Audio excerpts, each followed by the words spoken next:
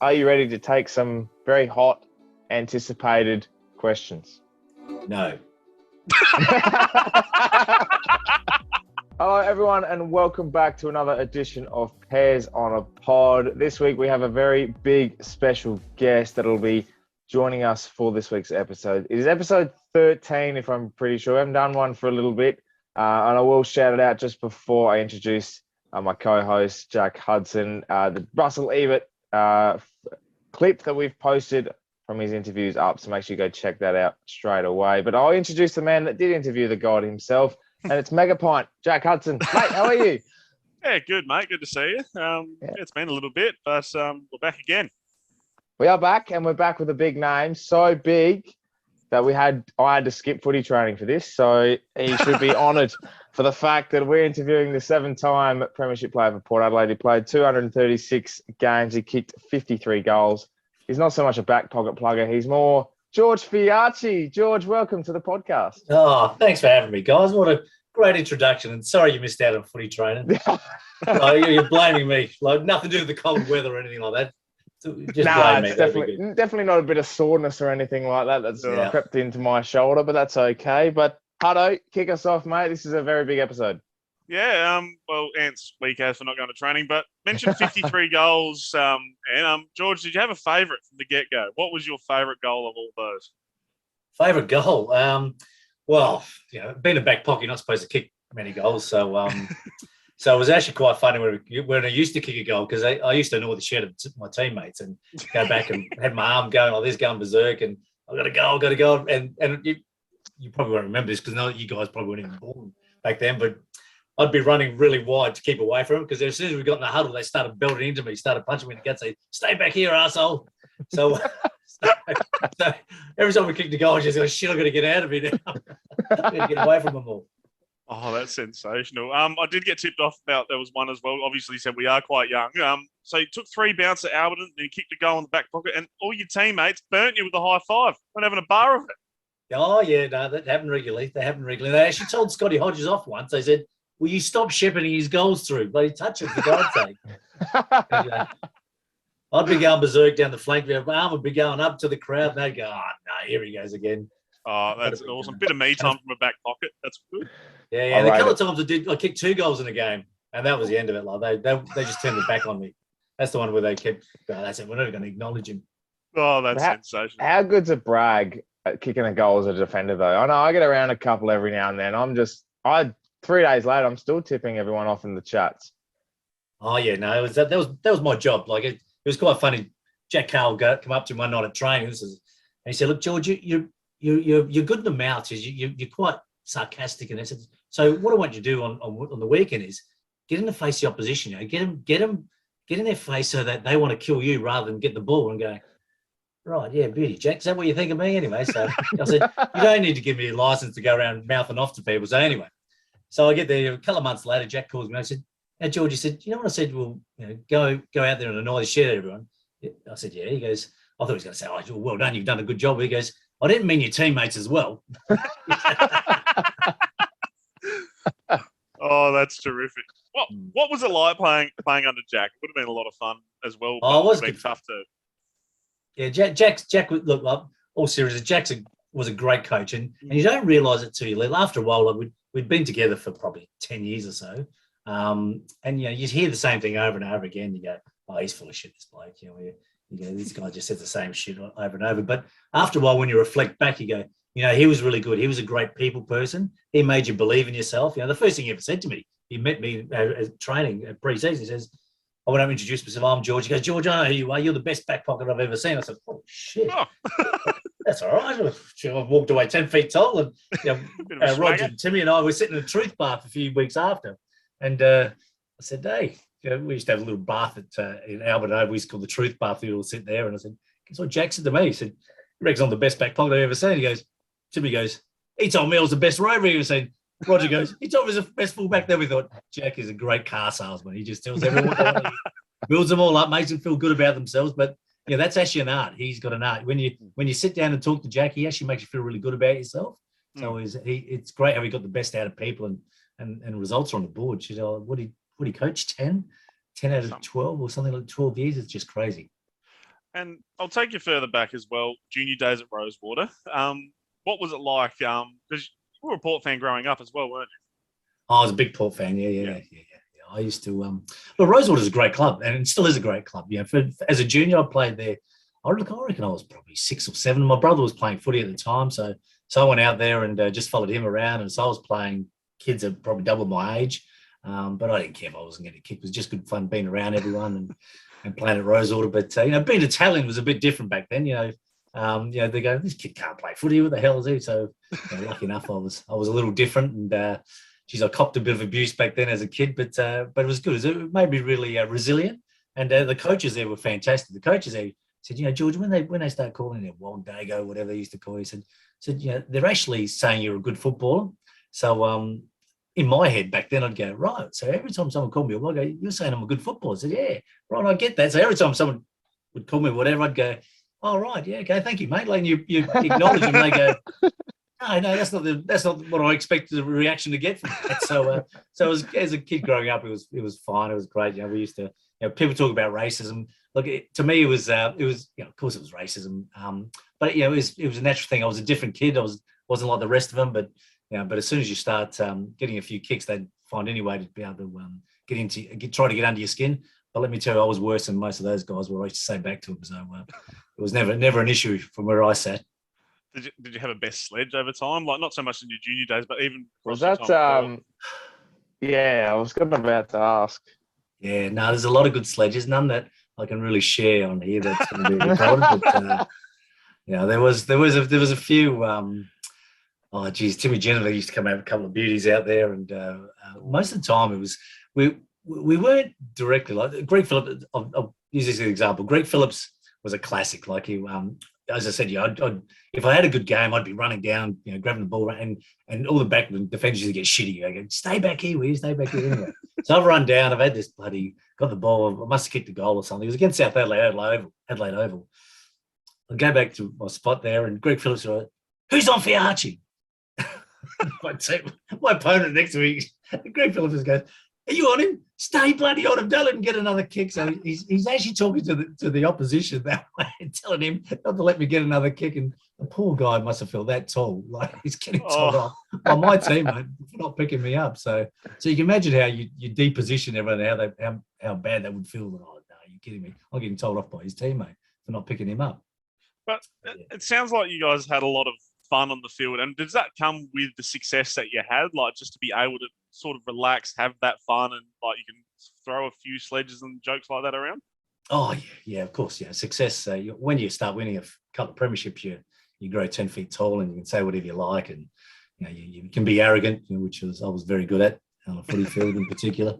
But I think the big one was, it was Jack. When I started, our first league coach was Russell Ebert, and God, fantastic bloody coach, and taught us how to work hard and all that. But he was very regimented. This is the way we do it. But Greg Phillips and Bruce Abernethy came across. They'd been to the VFL back then. They came back to Port Adelaide, and Greg Phillips taught us all to relax. Like, we were so uptight. We want to do the right thing, and he taught us to relax pre-game and have a bit of a joke and enjoy your footy, and that's where it all came from. So Greg did that, and then when Jack came across as well, then all of a sudden, bang! We had this guy who was serious. Game day was serious, but it was always enjoy yourself, have a bit of fun. Really look forward to coming to the footy club. Look forward to playing games, win games, and enjoy them. Have fun afterwards, which we did. We used to have a lot of fun. We'd like talk about the truth bath. We used to sit in the bloody bath at Albert and Oval for hours after a game, doing all the wrong things you do. Recovery now, they'd be going, what are you doing? We'd sit in this bloody hot bath,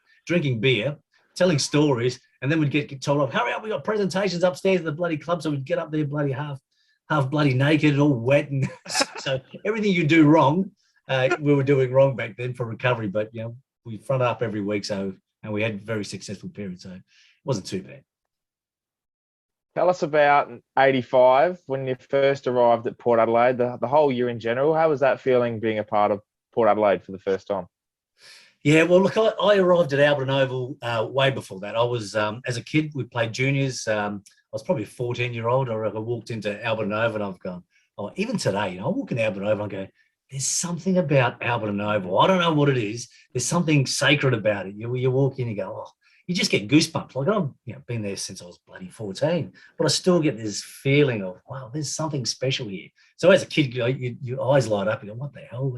And here I am, and I pull on the Port Adelaide Guernsey. But then I made my league debut in 1985, and back then, the TV commentators say, look, every time someone pulls on this bloody prison bar Guernseys, Magpie Guernsey back then, they grow an extra leg. They seem to grow 10 feet tall. They become superhuman. So as a kid growing up, I just think, geez, you put on this Port Adelaide Guernsey, you become superhuman. So, first game I play, I pull on the lace up, put it on. It looks good. Look in the mirror and go, oh, shit, I'm in trouble. I'm not superhuman. But, what I realised is it's not the Guernsey that makes you superhuman. It's the bloody expectations as soon as you put the thing on. Like, I'm not sure you guys are aware, but in 1988, they decided to bring out a song saying the Magpies expect to win. There's this high, as soon as you put on the expectations on you to win at all cost, and to continue to win is as you see, probably seeing today, that people are expecting we must be successful. We've got to win premiership after premiership. When I first started, there was a psychologist at the club, and he did an analysis from 1870 right up to whatever it was, 1985. Let's say it's 1985. He said the average year for the Port Adelaide Football Club is what? This is where we'd finish on the premiership ladder. So I'm going to ask you guys, have a guess. What do you reckon the average year for the Port Adelaide Footy Club would have been? 125 years worth of results. What do you reckon average year for the Port Adelaide Footy Club was? I reckon you've told me this before, so I'll let Ant go. I'm going to say fourth. Fourth. Yeah, fourth would be good, wouldn't it? Yeah. It was second. So average year for the Port Adelaide Footy Club was to play in a grand final every year. That was an average year. So can you imagine the expectations thrust upon this bloody kid playing his first game? And going, shit. But you embrace it. You go, this is fantastic. I'm great. I'm so lucky to be part of a successful football club, and we were lucky enough to be able to continue that success over a period of time and have our own success and make our own dynasty, I suppose, if you want to call it that.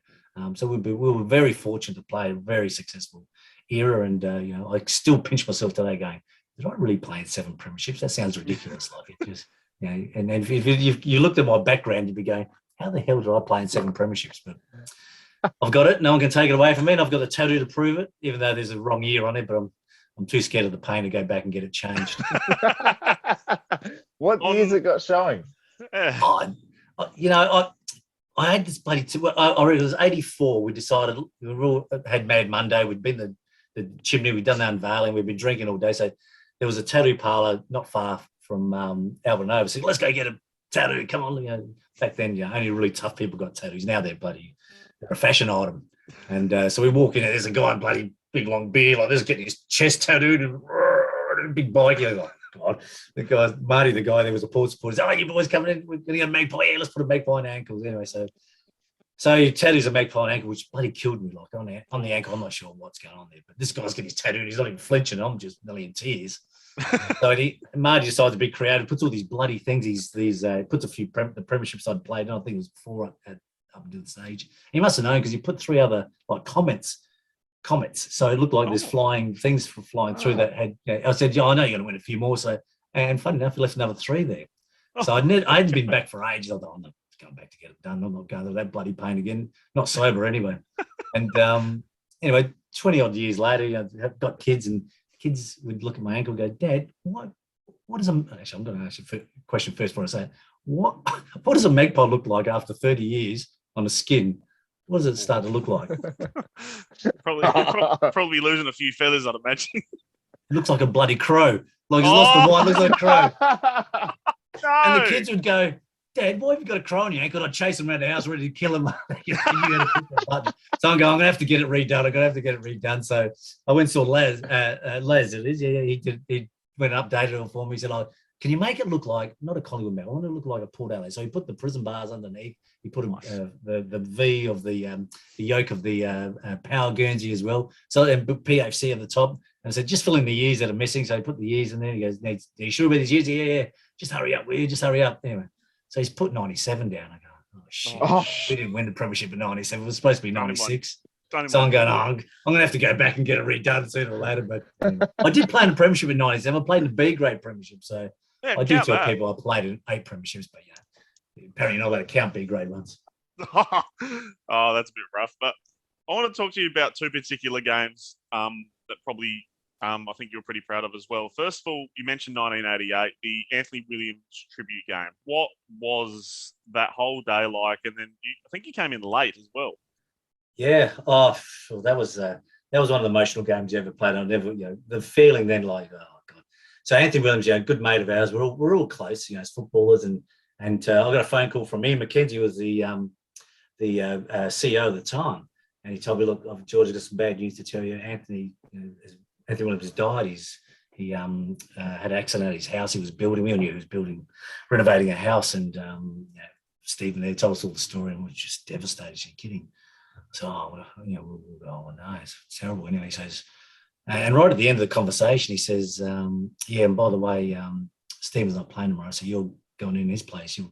I was in the B grade at that stage. You're playing tomorrow. I said, oh, and I thought, oh, no way, I don't want to play. I don't want that sort of responsibility. You go, shit, I'm taking Stephen's place, and Anthony, there's expectations on you. Then you go, wow, this is going to be hard work. I didn't sleep at all. I've got my brother lived at the time Powerville Gardens and had a couple of young kids. I reckon I was awake at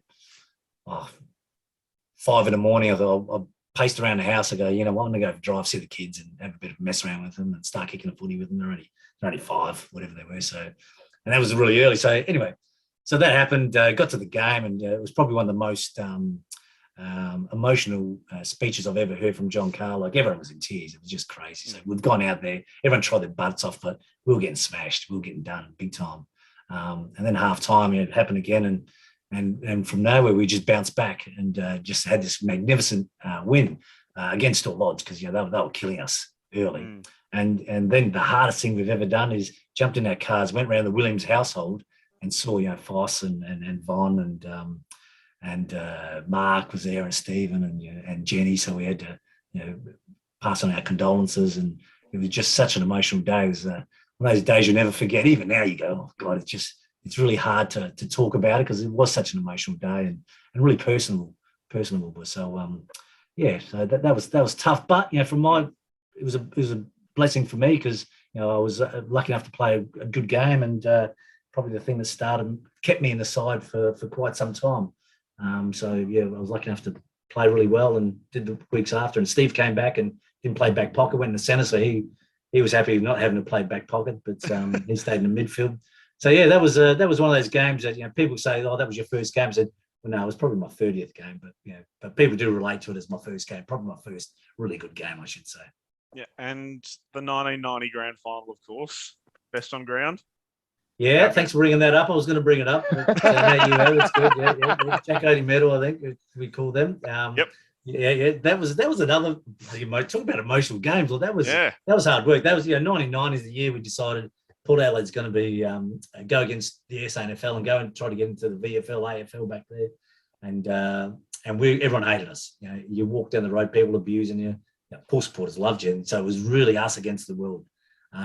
Anyway, so it went to court. All these things happened, as you're probably well aware of the history, and we got knocked out, and the SANFL put in the Crows in its place. But going to the game, the pressure was we had to win. We're going to go in the. Everyone say, "Oh, you guys aren't good enough to play in the AFL or VFL, whatever it was back then." We go, "Oh, yes, we are," but we couldn't lose to Glenelg because we'd look silly. So we went out there, heaps of pressure on us, and we end up beating Glenelg. That's every time we played Glenelg in a grand final, we seemed to beat them. So lucky enough, I played a really good game against Glenelg a couple of weeks early. It's probably the best game I ever played, I reckon. That was in the second semi. We'd lost that game. But to have a follow up against Glenelg and be best on ground was fortunate. But that could have been anyone win that game. I'm trying to be what's the word I'm trying to say? I wasn't that good, but I was. Be a bit modest. I'm trying to be modest. That's the word. It doesn't come out naturally. I was going to say we don't do modesty on this podcast. Humble, George. Humble Fiacchi. Doesn't work together, does it? No, you don't be humble when you're defending and you get best on ground in a granny. Yeah, exactly. No. I kept telling everyone. So I was the first defender to play best on ground. They should have given me more than just a medal, I reckon. What about post game with Cornsey? What was that like? Been a bit fun. Cornsey, yeah. He's Look, we all know Cornsey's a dickhead, but he comes in and says stuff, and I go, "What why would you say that in the opposition's change room? I know what he's trying to say. Like he was trying to say that we'd change the whole SANFL. And I go, whatever people thought of what Port Adelaide did, they have to look back today and go, that was a genius move. That was the best move anyone could have made, because one, it forced SANFL's hand to go into the AFL, and have a look how successful the AFL's been. And from a Port Adelaide point of view, it gave us the opportunity to get our team in there eventually. And there's 8 other clubs in the SANFL wish they had the balls to do what Port Adelaide did, and Bruce Webber and his board did to put their hand up and say, we're going to do this. So we're very fortunate to be in the position we are. And I take my hat off to people like Bruce Webber, the late Bruce Webber, but he was fantastic for the club. And he's the guy that we should be thanking for where we are today, and the success that the club's been able to grow into what it is. A suburban club. He's on the national scene. A Port Adelaide national scene club is fantastic. George, tell us about your relationship with Roger Delaney. It was known as Batman and Robin back in the day. Tell us a bit about your bromance or your duo down back. Bromance, I love it. We are good mates, and we still are today. He lives in the Sunshine Coast, but we are still best mates. We always have a bit of a chat and catching up. We're actually catching up next week. Quite a few of us are going to catch up with Jack and a few of the boys, so we'll share some stories and tell a few yarns and lie about lots of things and tell everyone how good we were. But yeah, we had it was weird because back then, because we were close, we knew exactly what we needed to do. Like, Roger's job was, Roger, if you're going up, just ball the ball. I'm going to be running towards the boundary line. I'll be yelling. He'd hear me all the time because I never stopped talking. He knew exactly where it was. I'd be talking continuously. So he just hit the ball down to me, and we had this unique, I don't know what you call it, where he knew where I was, I knew where he was, and he'd get the ball from a point, and after, Roger's probably one of the best kick you've ever seen. Even today's standards, he had a beautiful kick either foot, and he never, you just lead to him, bang it, hit you on the chest. So you didn't have to be a fantastic footballer to get a few kicks when Roger's kick it to you. Anyway, so the opposition used to get a bloody hold of this. And we'd kick a point, and next week there'd be bloody 17 players on me. So that sort of stuffed that up. But can you imagine, like, you guys? I need you guys to think about this. Like, you finally, as a kid, you grow up, you go, you want to be a superhero. You want to be Batman, you want to be Superman, the Avengers, whatever, Spider-Man. How good's this? So we become Batman and Robin. People start to acknowledge us as the dynamic duo, and I go, fantastic. So Roger becomes Batman. And what do I get called? Robin. What the hell? No one ever wanted to be Robin. Name's called Robin. Like, isn't that Christopher Robin out of bloody Winnie the Pooh or something like that? What the hell were Marvel thinking? Robin. Like, what the hell? Oh, that's a niche. That's a niche reference. That's good. But yeah. Now I've never got over that. As you can tell, it still hurts. So it's a bit salty. No, it is. No Robin merch around the house at all, George? No, not at all. No. I did dress up in Robin's tights once, and that wasn't a good look. Speaking of around that sort of look, the power launch at so I've been tipped off by someone. It's like, your shorts are apparently giving you a bit of grief, mate. What happened? Well, no, we see because we used to sledge each other so much. So, and every time you'd ask for a pair of shorts, everyone would listen out, because we used to have a club within a club called the Fat Boys Club. Like, there was Paul Rosonico, Richard Foster, Greg Phillips. There's all these guys that chunky boys. They love their fried food and takeaway food and beer, and so so there was so every time someone ordered a pair of shorts, we'd listen out for what size they were getting, and if they went over 34 or 32, whatever it may be, we'd get into them. So, you're kidding, you're on the 36ers. So anyway, size 36 in shorts we're talking. So I had these size 30 and 32s. I never took them off. I kept on. Even I'd have to hold the guts in to put the things up, but there's always ask for size 32, irrespective of whether they fit me or not. So if you look at some of the replays, you'll see these shorts, and the S is so stretched, it's pixelated because I've had to stretch shorts so much to get them over my bloody fat legs. Oh, those short stays. Yeah. That wouldn't have been fun at all. No. But becoming Hall of Famer, how great was that for you? Oh, that was great. That was out of the blue, actually. I didn't really expect that, and it's funny because when I got out of footy, I always thought, right, once I had footy, I've got to.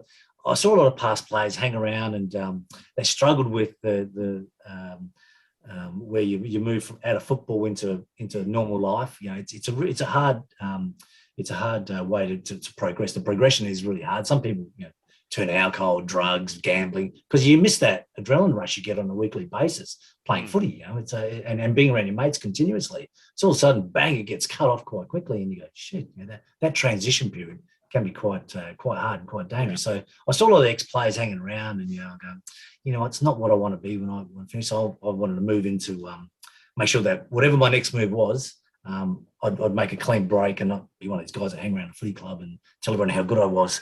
But anyway, so I did. I moved into media. I went into the radio. So that was my career after that. But yeah, now I count myself. I said, the things we used to hate as players, we used to hate ex-players telling us how good they were and how shit we were, which used to happen quite a bit. And we hated the board members who used to come in and sit there and frown at you. And if you had a win, or they'd have a chat to you. If you didn't win, they'd geez, you're useless, And anyway, so there I was, past player, and a board member at the same time. So the two things I hated the most, I became. What was that like as well, board member? That'd be a whole different sort of thing, and with Koshy too. Yeah, no, it was interesting. It was really good. Like I was on the board twice. I was on the board in 2003, 2004. Yep. And that was a bit different. I went on the board because I didn't believe they were heading in the right direction. I thought, there was a power magpie thing happening, which wasn't great. And they're almost competition. They weren't talking to each other, and there was behind the scenes, the admin side things was really ugly. And the magpies were dying. There was no doubt the magpies were dying. And the power needed to step up and help them out. So I didn't really agree with where they were going, especially the way they were positioning Port Adelaide. They were trying to, back then they were looking for, they wanted to appeal to a new generation, a new national audience, and say, right, this is not Port Adelaide Magpie, this is Port Adelaide Power, and we're different. And so they sort of tried to break away from that tradition, which was a silly move from where I sat. So I went in there fighting. I said, you can't do that. But I was only one voice of 10, and the odds weren't in my favour back then. But then eventually it became the one club thing happened. Yeah. So we Timmy and I got together, and we got a few people like Jimmy Nitsky and Jeff Montler, a few cluey guys that we used to know who have been around the club forever. And we just built a bit of a program. What do we do? How can we make sure this happens? And just use the people power to bring the clubs back together, stop this fighting that was happening, because they were both struggling at that stage. It was probably 2013 or 11 or something like that. They were really struggling. And both clubs were the Magpies were just about dead. They had no money, couldn't afford to buy footies. And the Power, even though the AFL didn't admit at the time, they were talking to Tasmania about taking our license. So we were really on the bones of our backside then. So luckily one club came together, gave us a chance. Koshy came in with a whole new board, Koshy, what he does is he gives us a national presence, which no one else can do that. Apart from an Eddie Maguire, for example, but Koshy's been able to give us that national presence. So it's been fantastic from that point of view. It's hard listening. Koshy loves to talk. I'm not sure if you realise that. He loves having a chat. When I went on the board, this is a classic. When I went on the board, first time I met him, he rang me. The phone rang and said, "Hey, this is David Kosh." I go, "Oh, piss off, this is legitimate." So yeah, of course it is, mate. Whatever. Anyway, so he's talking, and he kept talking. And if Kosh, he just keeps talking and talking. I said, "Oh shit, this really is David Kosh." So I had to sort of back out of that first few comments, say, "Oh yeah, of course, yeah. Who is it?" So I thought it was Timmy Jennifer taking the piss, trying to make it. It was actually Koshy. Anyway, so that was in the end. We progressed 6 years later. We became good friends. We respected each other, and that was good. So listen to Koshy. It does get hard though. It's a 4 or 5 hour board meeting. It's really hard to listen to Koshy when you can't change channels. You're sitting in there and you go, is he just going to keep talking? And he just talks and talks and talks. Hard work. But he is great for the club. Let me say that. Honestly, yes. He's very good for the club. The profile he gives us nationally is fantastic. Even though I did have a jab at him just then. But that's what we appreciate. Loving jabs. Love that. Yeah. And talk shit too, by the way. Oh, bloody oath. Yeah, man. There would have been a few. If he did ask me about the Hall of Fame, I'm going to say, really proud moment for me and the family about the Hall of Fame. I did digress, just started waffling and took it somewhere else. I've forgotten where the hell I was going. But the Hall of Fame was great. And it gives you a chance to reflect back on your career, because you don't normally do that. You normally just, I'm always going, what's next? So I had a look and go, how the hell this Italian kid growing up in bloody Rosewater end up, playing in 7 premierships, and become a Hall of Famer? So it's just ridiculous. So I sit back and again, I pinch myself and go, how lucky I've been and fortunate to be able to play for Port Adelaide. So I don't take it for granted. I know I was very lucky, and to grow up in that era was just something I'll cherish to the day I die. Awesome. I will mention, and I think this will lead into a segment in a sec, Hutto. You'd mentioned that Timmy G could have pranked you for being David Koch. Tell us about the pranks with Timmy G. I'm sure there was tons. And how was that relationship as a whole across your footy career? Yeah, it was. So Timmy used to have his guitar with him all the time. He used to sing, and it'd be great for the team bonding. We'd get in there, but he had a shit voice. Like he just sounded weird. And back then he wasn't really a comedian. He was just corny as hell. And he still is corny as hell. But he's got a bit funnier now as time goes on. But we always had a great relationship. It was always we went to Woodville High together as well. He was a couple of years younger than me, or a couple of years below me because he's not that bright-eyed to me. But we come up through the grades together, and we had some fun footy trips. Nothing I can mention on here, by the way, but it was great fun. But the banter on the field was even the best. Like we'd run around and say things like he'd be standing a certain player, and before the ball was bouncing, I'd run up and shake his hand and said, "Happy birthday, mate." He goes, looks at me, he goes, "What are you talking about?" He says, "Well, you're standing to him. Happy birthday!" Like it's can't blame. And just Timmy, just some of the things. Look, I can't repeat half the stuff, and if I'd had a couple of beers, I'd probably tell you and get in strife. But no, it was so funny on the footy field. It's probably not appropriate that I say some of the stuff, but it was very funny back then. Some of the stuff you could get away with, you could never do it today. Oh, sensational! It is the perfect segue, Ian.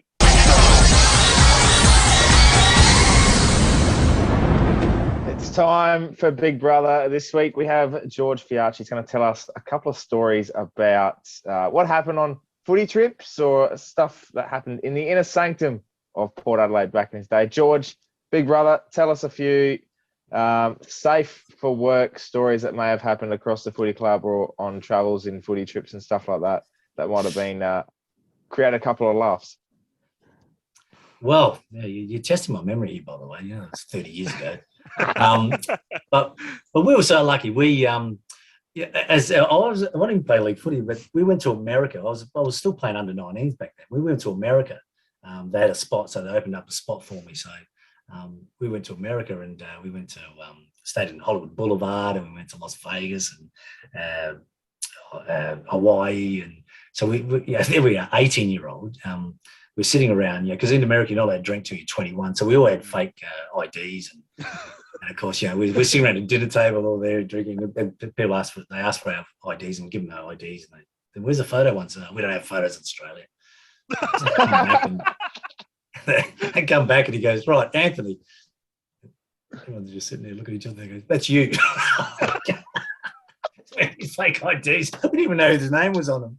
So we just sit there. The guys look at us and go, "Oh God." Lucky they loved us because we were Australian. They loved our accent back then. And that was actually when America's Cup, the success of America's Cup. So everywhere we went, they just treated us like gods. We'd be at the casino and the croupiers would, "Can you just keep talking?" And we were winning all this money. Pissed us farts, winning all this money. So we win all this money and at the casino winning, and we go, "What are we going to do?" Of course, in Las Vegas, you never go to sleep. So what do we do? Let's go to the Grand Canyon. Let's hire a plane. We had all this money. Let's go hire a plane. Light aircraft. So off we went. So we jump on the plane, sit down, and we're all asleep. Next thing we wake up, the pilot decides that, "Oh, look, guys, there's a bloody wild horse down. He's got this bloody plane. We're all hungover as hell. He's diving and going, 'No, what are you doing, mate? You're going to kill us.' We're diving into the Grand Canyon." What the hell? So we're terrified. So, stop, pull us over. Take us back. So, we probably paid, I've got no idea what we paid because, like I said, we were under the weather, but we'd made a fortune. We paid this bloody light plane. Thought we were going to die, wake up in the middle of the Grand Canyon. But great time. But we go, wow, what the hell? How you get away with that? I got no idea. How we survived that, I should say. That's good. That's real good. That is elite. That's very funny. But the best ones were the Truth Bar. You get in the Truth Bar, And we'd fed probably 6 of you, but we'd all try to sneak in there. And there was one place near the tap. If you got that one, you're in trouble. Because and as soon as you didn't tell the truth or tell the story, we'd ask, how'd you go? Sunday morning, for example, how'd you go last night? Obviously, we're going out in town and see what I know. I said, you lied. And we'd push them into the tap, make sure they got the hot water until they started telling us the truth. So everyone's coming up with all these burns until they tell us the truth. So that was a truth bath, and we'd sit there for hours. How we didn't catch every disease under the sun, it was just cold. It was just hot water that turned on. That was it. That was our truth bath and drinking. Oh beer. my God, that sounds like the life. I'll tell you what, that was very good. Thank you for that, George. That was great, big brother. That's terrific. That's what the segment was made for, I think. Yes, absolutely. But Hutto, I think we go into the next segment, which is random port merch. And there's been a few things that's been happening at the club recently that's been launched. And we'll get to that in a minute. But George, how about you kick us off with your random port merch? My random port merch. Well, I had a sports store. And when the power went in, we designed all this gear and we made a fortune out of that. We shouldn't tell you about that. We used to make all this fake merchandise, all this fake Port Adelaide merchandise. And we'd get them printed. And we used to do the premiership T-shirts as well there for a while. We even did the lace-up Guernseys. So I've got merchandise coming out of my backside. I've got it everywhere. It's funny because we actually, I'm not sure if you guys you probably weren't born back then, but when Port got knocked out of the AFL, we'd designed some stickers, Port for AFL, and we put them all on bumper stickers, put them all on cars and that. So we started this momentum, just built around stickers about getting Port into the AFL. So then the club saw it and they thought, this is a great idea. So they jumped on board and started putting these stickers together. So everywhere you went, there was this Port for AFL. So it started that momentum to get Port Adelaide into the AFL. But yeah, that's probably my prize one. I think that was the first one from a marketing point of view. That really took off. But some of the premiership T-shirts were fantastic. We used to have a bit of fun. Like we had Ninja Turtles on T-shirts, and And when you win 7 premierships, you have a T-shirt for every night. I used to wear to bed like I'd go right. The missus, right, I'm 88 today. Here we go, 1988. Here we go. And she goes, I've got a headache, like she normally does.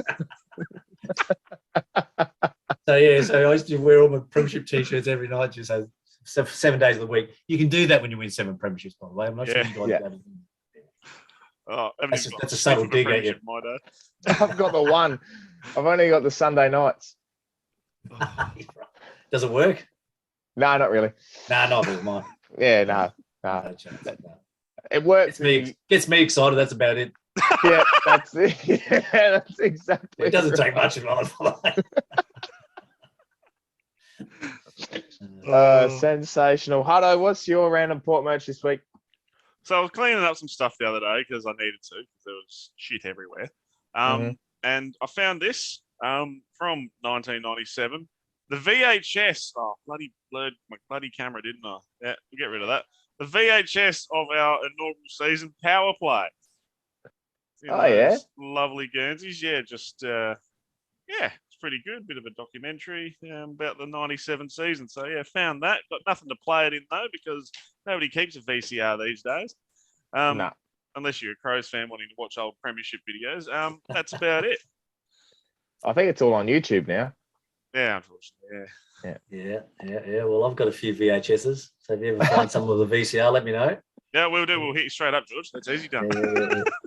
Have a VCR night, watching old tapes. Oh, that's dangerous.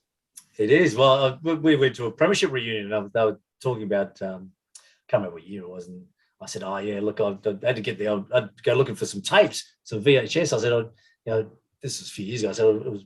I had to. When you're in 7 premierships, you get a bit blasé. They all blend in together. So I thought I'd go find the videos and play the video of that year. I think it was 94. I said, I just want to see what's going on. And anyway, while I was hunting for the videos, I found all my old porn videos. So instead of watching the bloody footy, I started watching all the old porn ones.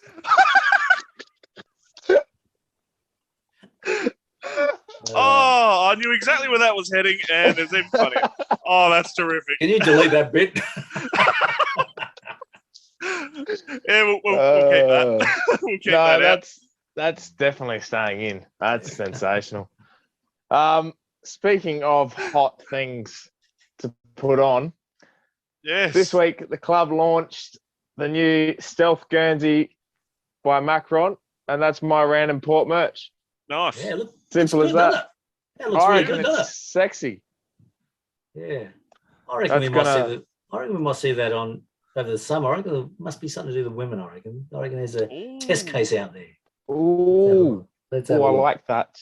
Hello. Oh, that's going to be my Saturday night wearing. That's the before I wear the Premiership top on the Sunday nights. Okay. Well, you might So have a bit more that's- luck with that one, you reckon? the Yeah, stealth it's going to be Guernsey. stealth. It's going to be stealth. I'll be sneaking up on a couple. Anyway, we'll get into the next segment, Hello, which is our favourite segment. George, it is quickfire questions. Are you ready to take some very hot, anticipated questions? No. That's going in the intro. Yep, that's our intro. Very good. Anyway, we will do it anyway. Okay. George Fiacchi, what is your favourite TV show? Well, TV show at the moment is I don't really watch much TV. Good question. No, good idea. All right. The VCRs. Yes, no, that's the beauty about being a Port supporter. You put in POR and it takes you through some interesting websites before you get the Port. Both work. And before tea. Anyway, your favourite Simpsons character? Oh, Homer. I love Homer. Yeah. Yes. Nice. Rate that. Your go-to karaoke song? Oh, yeah, geez, I am not a good singer, but yeah. Look, I want a bit of Beatles, to be honest with you. Nice. Oh, Yeah. let it be. What was Timmy G's go-to song on the guitar? Oh, no, you're bringing back bad memories now. It's he's bloody Trying to suppress them. I can't remember it, but if you start playing it, I'll start bloody having convulsions. Yeah, it'll come to me in a minute. Let's get back to it. Oh, All right. Your favourite flavoured potato chip? Yeah, I like a bit of barbecue. Ooh, I like where this is going. George Fiacchi, what is there more of in the world, doors or wheels?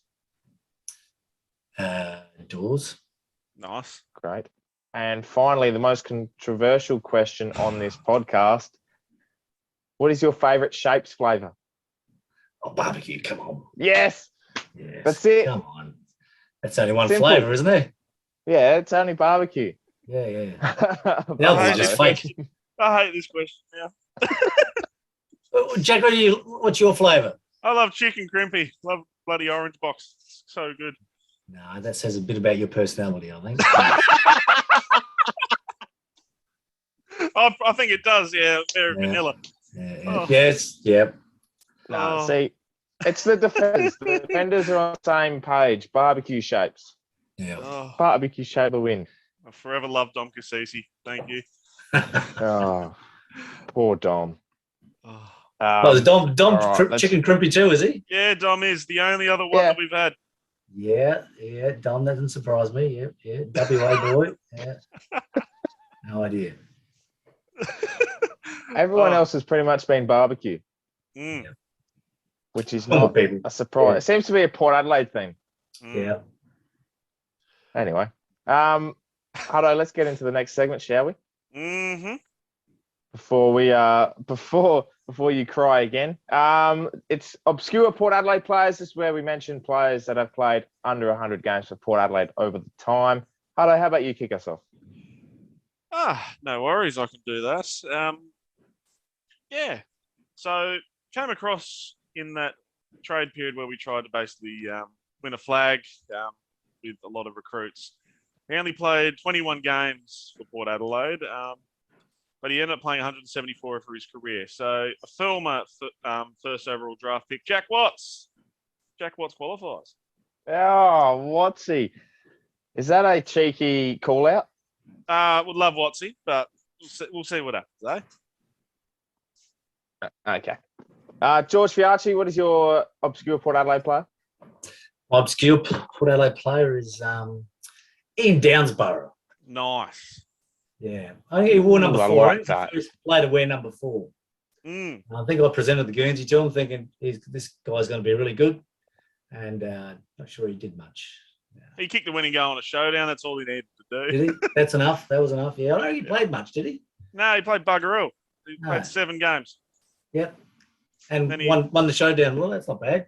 Yeah, But I remember because I presented the Guernsey to him, number 4, obviously, and thought this guy's going to be a superstar, hopefully, and no, nothing. No, did not happen. All right, I'll go with mine. Mine played 15 games for Port Adelaide and won 1 premiership in '96. Shane Crothers. Carruthers, yeah, Shane, yes, yeah. He used to call himself. He had a nickname for him. You know, the people nickname themselves like he had a superhero nickname. I'm trying to think what it was. It was something like the Beast or something like that. Crusher. It was called Crusher. He called himself Crusher. Okay. Crusher. And you saw him playing, you go, you are not a Crusher at all. No. Yeah. I was like, you're saying one of those superhero nicknames. I was like, it's not Robin, is it? Surely. Yeah. Not Robin, yeah, a proper superhero nickname, I should have said. Yeah. Oh, You're start me again, aren't you? bloody hell. That's very good. He came from Geelong, didn't he? Yeah, I think he did. Yeah, he did. Yeah. Played the premiership. He, I remember that. Yeah. I'm not sure he touched the ball much, but that was well. As long as you're there to supervise, then it's all good. It was a man mountain, though. He was a massive bloke. You go, oh, hey, this guy's huge. But yeah, no, didn't play like Crusher. No. That's so good. All right. That's very funny. All right, let's get into the next segment. It is called Better Call Sal. This is where we relive our favourite Stephen Salopek moments. And Salopek finishes it. George Fiacchi, did you have anything to do with Stephen Salopek? And if so, a couple of memories?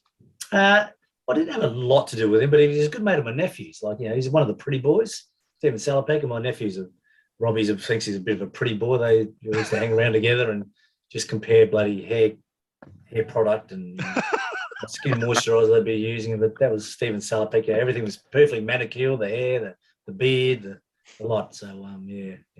That's my recollection of him. Beautiful. It's all about Sal's hair or Sal getting knocked out, unfortunately. That's usually what this segment is. Yeah, he wouldn't like that. No, that wouldn't work for him. No. But another well done one there, Ant. Another good Better Call Sal. Yeah, that's one of the top ones because we kind of getting sick of hearing him getting knocked out, and the poor bloke might get knocked out permanently if we keep going with it. So I'm glad we changed it up. But George, just before we let you go, I just wanted to ask your son Zane. You're obviously using his Zoom. How good is he going at footy at the moment? I saw he made a B grade debut for North. How's he been tracking? Yeah, well, that was probably the only game he's played. To be honest with you, he's been struggling. He's fallen over in COVID. Well, actually, first he did his hamstring, then he got COVID and his flu. So he's came back a couple of weeks ago, and he's bloody got the flu again. So he's in bed. He's actually next door here in bed. So he's not having real good luck at the moment. So yeah, from the health point of view, no good. But he's right. He's only 18. He's got plenty of time. He'll be right. Yeah. He'll have a good preseason hopefully, and see how he goes next year. But it's a bit hard watching him in bloody red and white. Yeah, I bet it is. I've banned him from wearing it inside. You're out of the will, and you won't be living if you keep wearing that inside. Oh, that's great. And George as well, bring back the bars that you were out with the group photo on the weekend. Yeah, no, we've got to get that push going again. I think we're sort of hoping it would all come good, but it's sort of gone a bit quiet. But I'm just wondering whether or not we might get a little surprise that we might be able to wear in our showdown. We hope. But yeah, the AFL, geez, they're gutless, aren't they? Just letting Collingwood have a say. And you're seeing all the other teams wearing the Heritage Guernsey. It's just crazy. I think that Guernsey is unique to us. It looks nothing like the Collingwood Guernsey. It's Port Adelaide when you see it. And people are passionate about it, which is really surprising. You see so many of them around the game. Even I'm sure you'll see them all down. If you go to NT or watch it on TV on Sunday, you'll see bloody prison bar Guernseys everywhere because that's what people affiliate with Port Adelaide. So I think, I think we're going to, if the club can't get it through, we're going to have to try to get some people power like we did with one club and really start to push it from our point of view. So, right, we've got to get this done for the club and really get out there and start not attacking the AFL, but pleading a case to them that here we are. I think with the one club thing, we had about 40,000 people register. So if we can get some sort of similar sort of numbers with the prison bars, we can take it to them and plead our case and say, it's ridiculous that you think that you can only have one black and white club or one black and white Guernsey in the competition when you've got bloody blue and whites everywhere. Exactly. And the Crows colours and Fitzroy clash. So it's just bullshit, really, isn't it? Yeah. And it's not our fault if Collingwood fans can't tell the difference, honestly. Yeah, they can tell the difference. We actually played, we did actually play against Collingwood. We wore the bars, they wore their Guernsey. We had white shorts. I reckon they had black shorts. No, it was the other way. We had black shorts, they had white shorts. We had hoop socks, they had black socks. And we could tell each other apart, but and that was under lights. So that was tricky. But again, that was probably they should have told us that neither side was going to give up their Guernsey. And they're all being passionate Magpies. We're all going, this is our Guernsey. So we gave away our emblem. We gave away the Magpies, but I think we should be allowed to wear our, especially here at home, we should be able to wear our prison bar Guernsey whenever we want. It shouldn't be just for one game. We should, if we want to wear it, we'll wear it. If it's Anzac Day, which it's a tribute to Bobby Quinn, it'd be fantastic to wear our prison bars because that's what he used to wear. Absolutely. So I think it's crazy that they allow Collingwood to dictate who wears what Guernsey. That's just bullshit. Yep, absolutely. Beautiful note to finish up on, Ant. So, George, thank you so much for joining us, mate. Thank you so much for your stories, and it's been an absolute pleasure. And love talking to another very passionate Port Adelaide man for sure. Thanks, guys. What do you call yourselves? Pears in a pod. Yeah, Pears on a pod. Pears on a pod. Yeah. Right. Yeah. Okay. Right. So we'll see you guys in the next few years. You'll be bigger and you'll be on the national stage. You'll be on TV. You'll be hosting shows. You'll be all sorts. Next Hamish and Andy, obviously. You too. Yeah. Hopefully. Yeah. The next Batman Hamish. and Robin. And he's Robin. I reckon you'll be Robin too, Ant. Yeah, I'm definitely Robin. No, you won't. No, hang on. You have barbecue shaved. We'll have to. Yeah, there it is. Stitch up. Oh. Thanks, George, so much. All right, guys. Good to chat.